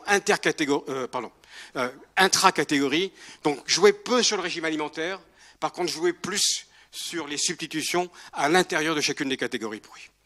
La conséquence de ça, c'est, en tout cas la question, oui, 5 minutes, la conséquence de ça, c'est que est-ce que le Nutri-Score a un effet, au fond, par rapport à l'objectif que je mentionnais tout à l'heure, sur la qualité des produits. Donc, est-ce que c'est un crée des incitations à la reformulation des produits par l'industriel et donc à une amélioration de la qualité nutritionnelle des produits alimentaires? On n'a pas beaucoup de travaux encore robustes de ce point de vue-là pour trancher la question. Je fais juste référence à une publication qui est sortie récemment, qui a tendance à montrer qu'il y a un effet positif de Nutri-Score sur l'innovation produit, on va dire, avec une réduction de 1 à 2 points du score FSA du score de Nutri-Score sur les produits alimentaires, ce qui est de l'ordre de quelque chose de 3 à 5%, on va dire, d'amélioration de la qualité nutritionnelle des produits alimentaires. Et dans ce cadre-là, ce que ça génère, c'est des déplacements qui vont être par les industriels d'amener les produits juste en dessous de la limite qui permet de changer la note dans le Nutri-Score. Et donc, il y a un ajustement qui s'opère de ce point de vue-là. Mais là encore, globalement, les évolutions sont quand même relativement faibles en termes d'amplitude. Affichage environnemental, il va me rester 2 minutes peut-être. Donc je ne vais pas du tout rentrer dans le score et simplement, on pourra en discuter tout à l'heure si vous le souhaitez. Vous savez qu'il y a une expérimentation qui a été lancée maintenant suite au vote de la loi climat et résilience sur la mise en place d'un score environnemental. bon, je passe vite parce que le sujet est compliqué, mais on pourra y revenir dans la discussion si vous souhaitez. On a beaucoup de travaux qui ont été faits ces dernières années au niveau international pour tester différents types de formats d'affichage environnemental et sur les consommateurs. Je dirais qu'on retrouve un peu des conclusions qu'on trouvait déjà sur Nutri-Score, des effets très différenciés selon le format et le mode de calcul du score, évidemment. Ça améliore la capacité des consommateurs à classer les produits. Des effets très différenciés selon le type de consommateur. Les engagés vont s'en saisir. Par contre, les empêchés ou ceux qui sont loin vont peu s'en saisir. L'amplitude est finalement assez modeste. C'est plutôt la nutrition qui domine. Quand il y a les deux scores, nutrition et environnemental, c'est plutôt la nutrition qui domine par rapport à l'environnement. Et quand il y a contradiction entre les deux, il y a plutôt une sous-additivité des effets, c'est-à-dire qu'on va perdre un peu en efficacité. Je renvoie juste à cette publication, là, Lucille est dans la salle, dans laquelle, sur un marché, enfin sur un système de marché virtuel, avait été comparé et mesuré l'effet de cet étiquetage, qui était celui qui était envisagé il y a 1 ou 2 ans, dans le cadre de l'expérimentation officielle, on va dire, portée par les pouvoirs publics. Le point que je voulais mentionner sur cet exemple-là, c'est qu'au fond, ce qui ressort de cet exemple-là, c'est il y a un effet bénéfique, on va dire, en termes de qualité environnementale du plateau repas, mais que c'est surtout un effet qui se traduit par une évolution des substitutions intercatégories d'aliments. Et donc là, c'est surtout un effet régime alimentaire, plus qu'un effet, au fond, de modification, de substitution à l'intérieur des catégories de production. Alors ça, on le comprend bien. Si on regarde ce petit schéma qui essaie de simplifier le truc, on dit au fond, quand on applique un score environnemental tel qu'il est calculé sur une logique type agribalise, analyse cycle de vie, on est plutôt sur un schéma qui est de ce type-là, c'est-à-dire que nos catégories d'aliments, par rapport à une échelle en 5 niveaux, sont plutôt de ce type-là. Et au fond, on a en gros, je caricature, la viande rouge, la viande blanche, les produits transformés à base d'animaux, les produits transformés en végétaux et les fruits et légumes en haut. Et donc quand vous faites ça, vous opposez clairement des catégories de produits. Et donc la conséquence de ça, c'est qu'au fond, quand on a ce schéma-là, on n'a pas beaucoup d'incitation à des modifications du côté de l'offre. Et donc c'est pour ça qu'il y a de gros débats, si vous voulez, au cours de cette thématique-là, puisqu'au fond, la question qui se pose, c'est comment rendre compatible un affichage en créant à la fois des incitations sur le régime, on a vu que c'était important, mais aussi en ayant des incitations du côté de l'offre et du trop. Et là, il y a plusieurs options qui sont envisageables. C'est, petit 1, de faire un affichage avec des échelles par catégorie de produits. Au fond, d'avoir un ABCDE pour les produits laitiers, un ABCDE pour les viandes, un ABCDE pour les produits céréaliers, etc. Sauf que quand vous faites ça, vous perdez complètement l'effet régime alimentaire. De la même manière, deuxième option, c'est de créer, à travers des mécanismes de bonus-malus, d'amplifier les écarts à l'intérieur de chacune des catégories. Ça a été proposé aussi par d'autres acteurs, mais de la manière, quand vous amplifiez les écarts-là, vous créez le risque de perdre l'effet régime alimentaire, comme dans le premier cas. Autre option, c'est d'augmenter le nombre de niveaux, et donc passer de 5 à 7 ou 8 niveaux, ce qui est la proposition de Foundation Earth, qui a fait un système d'étiquetage qui est en plus 7 ou 8 niveaux. Et dernière option, c'est de dire abandonner pour l'environnement le schéma de type Nutri-Score, ABCDE, mais par contre avoir un affichage d'une valeur numérique, adossé à une échelle colorielle qui permet du coup d'avoir un point de repère. La valeur numérique, du coup, a un grain beaucoup plus fin que quelque chose qui est en 5 niveaux. Et la conséquence de ça, c'est que vous maîtrisez en même temps à la fois les substitutions inter- et intra-catégories. Vous êtes beaucoup plus clair du point de vue des écarts d'impact. C'est plus simplement du classement, mais c'est aussi la distance que vous caractérisez entre les produits. Vous renforcez les incitations sur l'offre, parce que du coup, toutes les modifications incrémentales, elles peuvent apparaître sur une valeur numérique. Et en plus, vous pouvez prendre en compte les quantités, puisque du coup, vous pouvez avoir un affichage qui est non seulement par 100 grammes de produit, mais qui est au produit lui-même. Et donc, du coup, par rapport à la problématique du gaspillage, de rendre visible pour le consommateur, au fond, le coût environnemental du gaspillage qui est produit. Alors ça, c'était avant la dissolution. C'était la piste envisagée par les pouvoirs publics à travers cette valeur numérique, d'aller sur une notion qu'ils appellent de coût environnemental, précisément, pour avoir ce grain beaucoup plus fin dans l'évaluation. La contrepartie de ça, c'est que du coup, c'est quand même un peu plus compliqué pour les consommateurs. ABC2, rouge-vert, c'est assez facile. Là, on va des choses qui sont plus compliquées et donc qui supposent du coup un apprentissage. Et donc, je vais finir, parce que là, je crois que je vais dépasser. Juste quelques éléments de conclusion. Des effets d'étiquetage qui sont différenciés selon le mode de calcul, différenciés selon le type de consommateur. L'étiquetage, c'est une condition nécessaire, mais elle est très loin d'être suffisante pour rendre possible des changements à hauteur de ce qu'on a vu. C'est clairement pas l'étiquetage qui va rendre possible ça tout seul. La nécessaire complémentarité des changements de l'offre et de la demande. Et donc l'étiquetage, pour le coup, c'est le vecteur d'une diffusion d'une métrique. Et que du coup, dès lors qu'une métrique existe, vous avez des éléments qui permettent de mettre en relation la question de l'offre et la question de la demande. Et puis du coup, l'étiquetage, évidemment pas seul, mais dans un ensemble de leviers d'action. L'environnement alimentaire, mais Pascal l'a mentionné là. Donc c'est aussi associé à la question de la disponibilité et de l'accessibilité d'une offre durable. La question des prix, qui est quand même majeure. Contrainte de revenus, ça a été évoqué. Les éléments sur le point de décision, enfin sur le point d'achat, qui vont être déterminantes. Et puis j'avais un petit point en mettant la limite des nudges, que je ne vais pas développer, mais vu les changements, la hauteur des changements qu'il va falloir arriver à conduire, et je renvoie à l'introduction, ça me semble être difficile de le faire par le biais uniquement de nudges qui vont travailler sur des comportements réflexes un peu inconscients. Là, on est quand même sur des changements fondamentaux qui vont réclamer des changements de préférence et donc beaucoup plus profonds que ce qu'on peut obtenir par les nudges. Merci pour votre attention.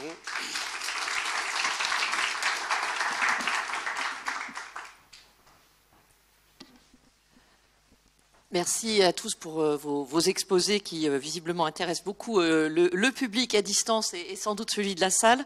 Donc on a une dizaine de minutes pour prendre des questions. Je vais commencer par une question qui nous est posée par Monique Romont et en même temps qui rejoint sur la présentation de Pascal.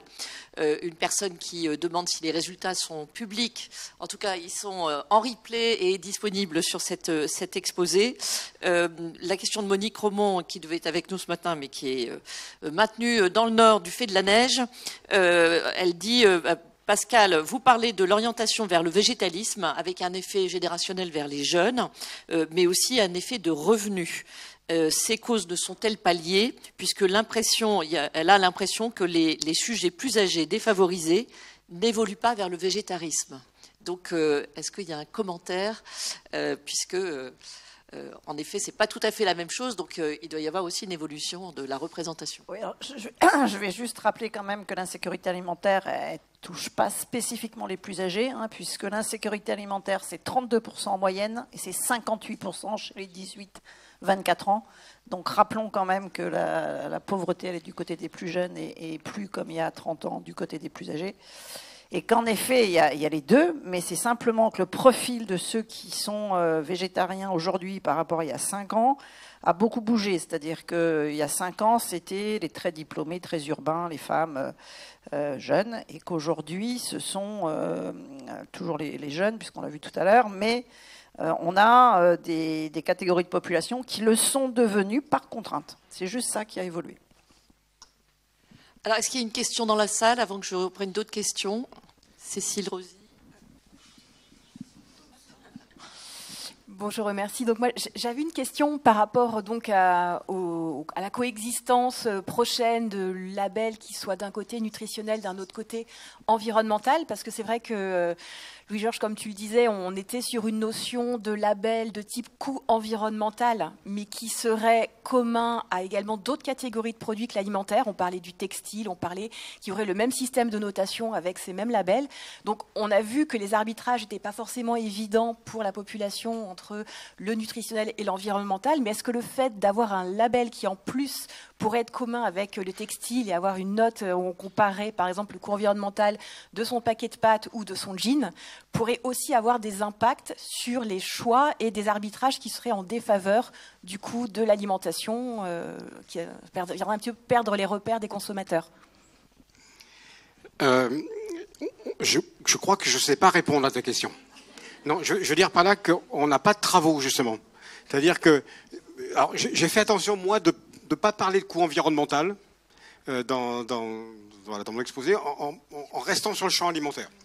Et donc, sur le champ alimentaire, on a quelques travaux qui commencent. Il faut voir dans quelle mesure la dimension strictement numérique jouerait, et comment la coexistence du Nutri-Score et d'un numérique environnemental est compatible, etc. Le point que tu poses, c'est celui de l'alimentation aussi par rapport au reste de la consommation. Alors, on n'a pas de travaux. Donc, on n'a pas de travaux pour savoir qu'est-ce que ça génère, vraiment. L'intuition, je pense, sous-jacente, c'est quand même de dire qu'au fond, c'est aussi de la responsabilité du consommateur, ou de son choix, de dire, au fond, comment il répartit ses efforts. Au fond, si d'un côté, je prends moins l'avion, finalement, c'est peut-être pas très gênant que je mange un peu plus de viande. Tu vois ce que je dis? Alors, je ne dis pas que c'est vrai ce que je dis, mais je veux dire que du coup, on élargit le champ des arbitrages. Et que par rapport aux enjeux climatiques, aux enjeux environnementaux auxquels on a à faire face, au fond, être capable d'appréhender non seulement mon impact alimentaire, mais l'ensemble de mes impacts. Tout ça, c'est additif. Et au fond, c'est tout ça qu'il faut que j'arrive à maîtriser. Donc c'est vrai que ça complique les choses. Bon, mais c'est un peu la vie quand même. Et donc, c'est la vie face au mur climatique qu'on a devant nous, quoi. Je crois qu'il y a un commentaire de Jacques Delarue. Oui, très brièvement, un petit commentaire, c'est-à-dire qu'on parle beaucoup des gaz à effet de serre, mais on oublie que ça n'est pas la seule dimension de la durabilité. Il y a l'eau, il y a etc., il y a les entrants, il y a beaucoup de choses. Et quand on substitue une moindre consommation de viande vis-à-vis des gaz à effet de serre, il faut aussi voir qu'il y a la problématique des sols, il y a la problématique de l'eau, il y a d'autres problématiques aussi qui s'enclenchent. Et je pense que c'est très difficile à appréhender de manière globale, mais c'est globalement que l'évaluation devrait être faite. Enfin, je suis bien sûr totalement d'accord avec toi. Et c'est une des difficultés de la création du score environnemental qui doit intégrer tout ça et qui a quelques difficultés méthodologiques quand même. Avant de passer la parole à Béatrice qui l'a demandé, il y avait justement une question de Basile Verdeau qui nous dit « Il me semble que dans l'assiette du Heat Lancet, c'est plutôt pour Marie-Jo Amiot-Carlin, il n'y a pas explicitement d'arguments environnementaux dans la méthode. Il s'agit d'une Healthy Reference Diet uniquement basée sur des considérations santé. Les considérations environnementales n'interviennent qu'en aval de leur travail. » Oui, bah, tout à fait. Je suis complètement d'accord. J'ai pas d'autres commentaires parce que c'est bien pour ça que ce que j'ai dit, c'est qu'il va falloir vraiment aller beaucoup plus finement sur les scénarios, que ce soit agroécologique ou que ce soit sur l'assiette.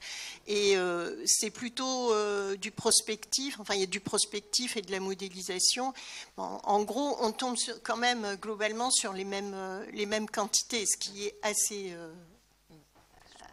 surprenant mais aussi assez logique. Hein. Merci. Je suis d'accord aussi avec Jacques que on a fait le travail avec Florent d'ailleurs qui est dans la salle sur les quantités consommées par exemple sur les fruits et légumes. Comme la part est très importante, on demande de l'augmenter, ça impacte énormément l'eau finalement utilisée. Hein, donc et le fait de pas par exemple manger beaucoup de fruits et légumes impacte aussi sur la biodiversité. Sujet complexe, en effet. Et ensuite, on mange des recettes, comme l'avait souligné Jacques Delarue. Oui, on mange des recettes. Je ne voudrais pas monopoliser la parole, mais si on prend l'exemple des propositions de Heat Lancet, il n'y a aucune preuve scientifique aujourd'hui du bénéfice santé, parce qu'il n'y a pas eu d'études randomisées spécifiques, etc. Si je le fais par comparaison avec l'alimentation méditerranéenne qui a été soulignée par Marie-Jo, il y a des preuves scientifiques du bénéfice santé et en plus des preuves de sa durabilité. Alors je ne dis pas que c'est le seul mode alimentaire que tout le monde devrait adopter, mais je tiens aussi à insister là-dessus sur le côté purement scientifique. Merci. Marie-Jo, pardon. Tiens, prends celui-là. Je pense que ça marche. Voilà, merci beaucoup. Donc, c'est une question que j'aimerais poser à Marie-Jo sur comment concilier deux injonctions qui me paraissent un petit peu contraires, surtout quand on regarde le scénario 1 proposé par l'ADEME, c'est manger moins. Mais il y a la deuxième injonction qu'on reçoit aussi en santé publique, c'est bouger plus. Mais quand on mange plus, on mange plus. Bah oui. Non, mais tu as tout à fait raison. C'est pour ça que dans ma dernière diapositive, j'ai parlé de mode de vie. Et dans mode de vie, il y a l'activité physique. Il y a le sommeil, le stress, dont on sait qu'il y a un effet sur par exemple, le stress et le sommeil, ça impacte 18% d'incidence sur les maladies cardiovasculaires. Mais l'activité physique, c'est un point très important. Et dans les modèles, c'est ce qu'il faudrait prendre d'ailleurs, parce que ça manque. Souvent, on prend une activité physique moyenne, mais c'est très différent d'être un sédentaire et une activité sportive modérée, et puis d'être un compétiteur, faire du sport avec une haute intensité. Mais par contre, je voudrais rebondir sur quelque chose, c'est que en fait, plus tu consommes en quantité, plus tu atteins les besoins nutritionnels. C'est évident. Donc, et du coup, ça pose la question, je reviens là-dessus, c'est d'avoir plus de données sur ces modèles. Qu'est-ce que ça fait en termes de statut nutritionnel? Je parle de la vitamine B12. Quand on regarde la littérature, c'est pas évident d'avoir... on ne sait pas grand-chose sur le stock. On a des marqueurs, mais on ne sait pas grand-chose sur l'effet à long terme de ce manque de vitamine D ou même d'un effet de complément chez les véganes, par exemple. Et puis sans doute aussi la question des différences de pays, manger moins dans nos pays, manger moins dans d'autres pays, c'est plutôt manger plus. Moi je travaille sur l'Afrique. La meilleure solution pour avoir une alimentation avec un statut, par exemple chez les enfants, en fer, en zinc, c'est d'augmenter la quantité de produits animaux. C'est évident, parce que le fer et le zinc est plus biodisponible. Donc, et puis sur le zinc, il y a beaucoup aussi de questions maintenant.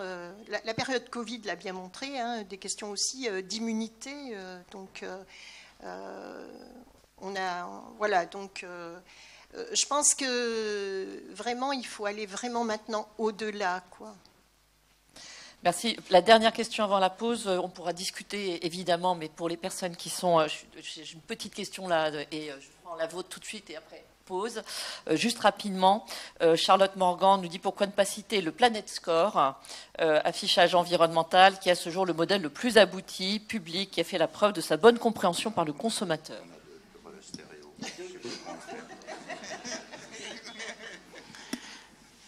C'est peut-être à moi que la question s'adresse. Je ne l'ai pas présenté parce que je n'ai pas voulu non plus présenter en détail en tant que tel le contenu du score envisagé par les pouvoirs publics dans le cadre de l'expérimentation. Donc mon point, c'était pas tellement discuter du score, c'était plutôt discuter comment les formats d'affichage affectent les décisions des consommateurs. De ce point de vue-là, je pense que les éléments d'analyse que j'ai portés recoupe aussi bien un schéma type Planet Score qu'un autre type, puisqu'au fond, la question qui était posée, que je me suis plutôt posée ici, c'est celle de l'effet des formats d'affichage sur les consommations, selon qu'on est sur un format type ABCDE versus autre type de format. J'ai pas voulu rentrer dans la discussion des scores, parce que j'ai pas le temps et que le sujet reste un peu chaud. Merci. La toute dernière question. Oui, bonjour. Je suis Marianne Clémentaleux, je suis diététicienne spécialisée en pédiatrie et ingénieure agro. Ma question, en fait, porte sur les systèmes alimentaires qui ont été présentés, qui sont plutôt faits pour les adultes. Mais qu'en est-il des enfants, où on voit sur le terrain des carences martiales, donc des carences en fer très importantes, qui sont clairement la chose la plus grave pour les enfants, avec des troubles cognitifs, on voit de l'hyperactivité, on voit beaucoup de choses par rapport à ça, et on voit que les parents ont tendance à aller vers la la diminution de la consommation de la viande aussi pour les enfants, et c'est très très grave sur le terrain. Oui, je suis inquiète parce que moi je connais bien le problème travaillant en Afrique, et je suis un peu inquiète parce que maintenant les repas dits sans viande, on ne sait pas du tout ce que ça va faire à long terme chez l'enfant quand il deviendra adulte. C'est un vrai problème, et les carences, on voit des carences maintenant en fer, en zinc, on voit des carences en vitamine C, donc on a quand même là la surprise du scorbut qui augmente. Donc, mais ce sont pour des enfants qui n'ont pas consommé vraiment pendant 3 ou 6 mois des fruits et légumes, donc on est sur des extrêmes, et il y en a très très peu sur le terrain. Un peu, donc mais ça pose une question très importante, j'en ai parlé de la diversité, c'est la question aussi de la monotonie de l'alimentation, parce que c'est pas parce que vous allez consommer un plat mettons, végétal, bien équilibré, riz, par exemple, ce qui se fait dans les pays sud, une légumineuse avec une céréale, que vous allez être en bonne santé. Donc, et ça, c'est quand même assez inquiétant chez les enfants et les adolescents. Et je reviens sur ce qu'a dit Pascal, la question qu'on a vue émerger au moment du Covid chez les adolescents et les jeunes adultes qui n'ont pas d'argent, qui font un repas par jour. Donc là, on est quand même... Et c'est toujours... Oui, mais la période Covid l'a montré, mais ce qui est inquiétant, c'est que ça s'est maintenu, voire augmenté. Donc les chiffres sont alarmants. Et chez les familles aussi monoparentales. Voilà. Merci. On va conclure pour cette plénière avec une pause. Donc, les personnes qui sont connectées à distance, merci d'avoir été présentes ce matin. Il y avait, c'est pas une question, mais c'est de dire, mais finalement, une petite question.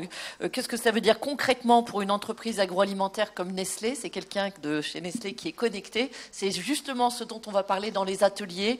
Et donc, pour les personnes qui sont à distance, ces travaux seront ensuite, il y aura un compte rendu qui sera réalisé dans les cahiers de nutrition et diététique, puisque il y a une personne des cahiers qui est là pour justement prendre et faire un peu le compte-rendu de cette matinée.